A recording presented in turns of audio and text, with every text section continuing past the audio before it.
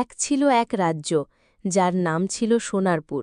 সোনারপুর ছিল এক সুখের রাজ্য।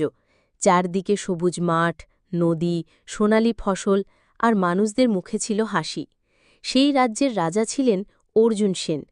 তিনি ছিলেন খুব দয়ালু, সাহসী আর ন্যায়বান। প্রতিদিন সকালে তিনি দরবারে বসতেন, প্রজাদের কথা শুনতেন আর তাদের দুঃখ কষ্ট দূর করার চেষ্টা করতেন। কিন্তু হঠাৎ একদিন সেই সুখের রাজ্যে নেমে এলো অন্ধকার। এক ভয়ঙ্কর দানব এসে পড়ল রাজ্যের এক কোণে। দানব প্রতিদিন গরু ছাগল ধরে নিয়ে যেত, ফসল নষ্ট করত আর মানুষদের ভয় দেখাত। ভয়ে কাঁপতে কাঁপতে গ্রামের লোকেরা ছুটে গেল রাজা অর্জুন সেনের কাছে। রাজা সাহসের সঙ্গে বললেন, যতদিন আমি আছি আমার প্রজাদের ক্ষতি কেউ করতে পারবে না। তিনি তার সৈন্য সামন্ত নিয়ে বেরিয়ে পড়লেন দানবের খোঁজে।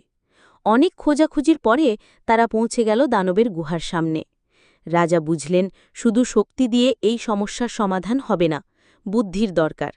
তিনি শান্ত গলায় দানবকে বললেন, তুমি যদি রাজ্যের ক্ষতি করা বন্ধ করো, আমি তোমাকে পুরস্কার দেব, কিন্তু যদি তুমি মানুষের ক্ষতি করতে থাকো, তোমাকে শাস্তি পেতে হবে। দানব প্রথমে খুব রেগে গেল, কিন্তু ধীরে ধীরে সে রাজা অর্জুন সেনের ন্যায় আর বুদ্ধিমত্তা বুঝতে পারল। সে নিজের ভুলের জন্য দুঃখ প্রকাশ করল আর রাজ্য ছেড়ে চলে যাওয়ার প্রতিশ্রুতি দিল।